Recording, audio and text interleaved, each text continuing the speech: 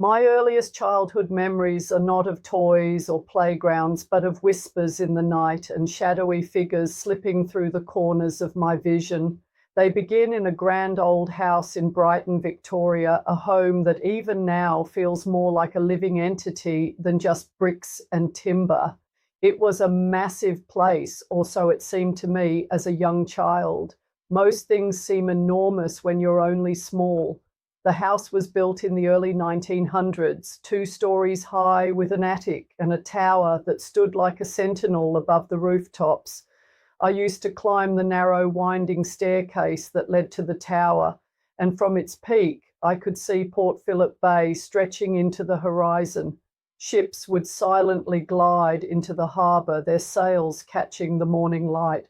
There was something both magical and melancholic about watching them come and go, as though they were messengers from another world. The entrance of the house was impressive, with a grand stairwell that spiraled up to the top floor.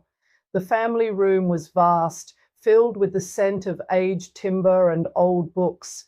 2 entire walls were lined with bookshelves that reached to the ceiling, and in the center stood a billiard table, worn from years of use.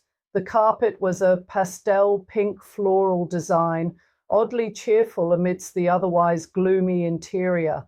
The dark wooden floorboards and paneling gave the house a somber, almost oppressive feel, as though the walls themselves were bearing witness to stories best left untold. The windows were small and perpetually grimy, barely letting in the weak Melbourne sunlight.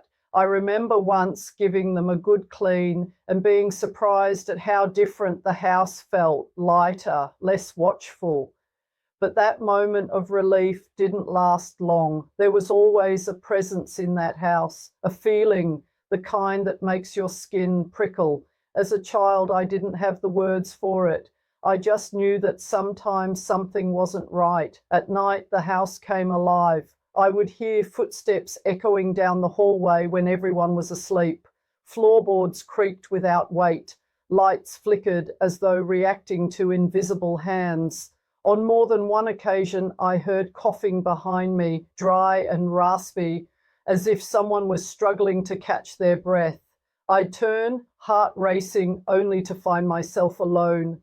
The garden had its personality, wild, unruly, and somehow watchful. A giant tree loomed in the back left corner, its branches drooping like heavy arms. Near the opposite corner was a rusting shed that always seemed colder than the rest of the yard. And then there was the rose bush. I hated that bush. It was tucked in a forgotten corner, its deep red flowers almost black. According to my father, it was a rare variety called black velvet. It looked like it was bleeding darkness. For reasons I couldn't explain at the time, I avoided that corner altogether. Even approaching it filled me with dread. Only later would I understand why. My mother adored the garden. She would take cuttings of rosemary, sage, lavender, and even the persistent geraniums that threatened to overrun everything else. She didn't believe in keeping cut flowers indoors, yet she placed sprigs of herbs in drawers, cupboards, and under pillows. The house was constantly filled with the scent of rosemary and lavender, protective herbs, I'd later learn. She knew even then what lingered in our home. I wasn't alone in that house, and I don't just mean my parents. There was someone else. It started with a voice, a cranky, growling voice that would tell me off for making noise. I couldn't see him, not at first, but I could smell him. He smelled like tobacco and old hotel rooms, dusty, sour, and oddly familiar. Eventually, he materialized. He was tall, slightly hunched, with a lined face and sharp eyes that seemed to pierce through me. He carried a hip flask and coughed constantly, hacking like he had smoked every day of his life. His name was Stanley. Stanley was not particularly friendly. He was downright rude. He yelled at me, told me to go away, and groaned whenever I asked questions. But I was an only child, and perhaps out of sheer stubbornness or curiosity, I persisted. There was something about Stanley I liked, even if he frightened me. Maybe I sensed, even as a child, that he was lonely. His moods were mercurial. One moment he'd be calm and talkative, sharing stories about ships, maps, and compasses. The next, he'd sink into silence, mumbling under his breath and glaring at his pocket watch as if time itself had betrayed him. He once told me, "It's no different on the other side. I'm just stuck in time." I remember thinking that was the saddest thing I'd ever heard. When I told Mum about Stanley, she simply nodded. "He visits sometimes," she said, as though talking about a relative dropping by for tea. "He's just a bit lost." And that was it. No shock, no disbelief. In our house, spirits were just part of life. Mum never discouraged me from talking to him. If anything, she let me find my path with it. I've since learned that not everyone sees the same spirits. Mum could smell Stanley, but she couldn't see him. That was something I would come to understand deeply in the years that followed. Spirit communication is never one size fits all. It's a deeply personal connection, and the way one person experiences a spirit may differ entirely from another. One day, Stanley was gone. No more cough, no more tobacco smell, no more stern lectures about nautical navigation.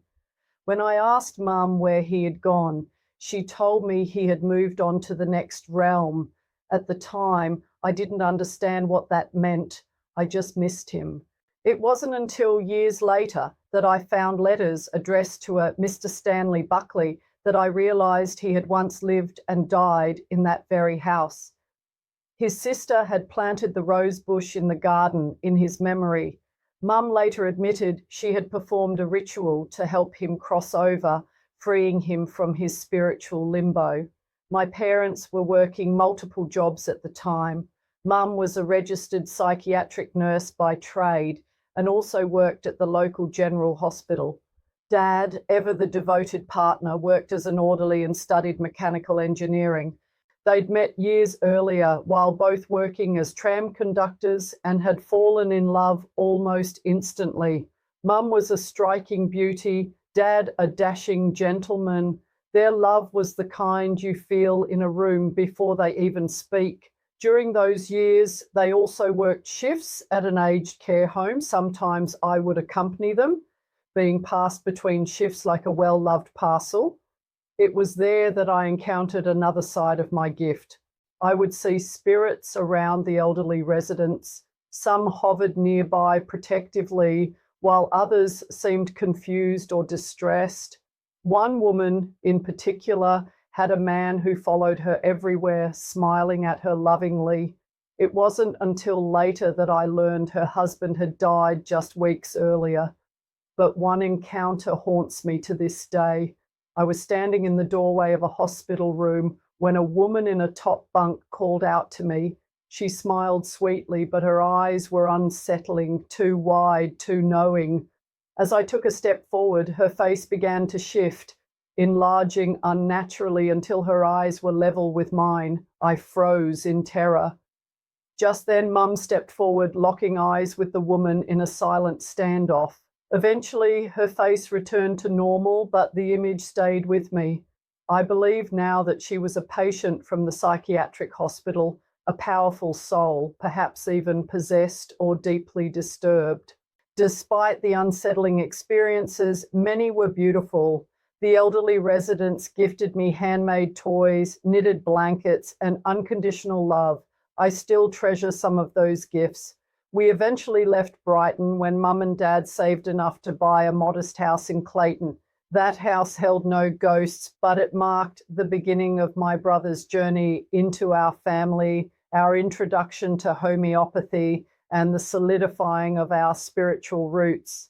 The house in Brighton, however, remained etched in my psyche. It wasn't just haunted, it was alive. It gave me my first teacher, Stanley, who taught me that spirits are not to be feared, but understood. And it taught me that being psychic wasn't something you became. It was something you remembered. Kerry Kulkens.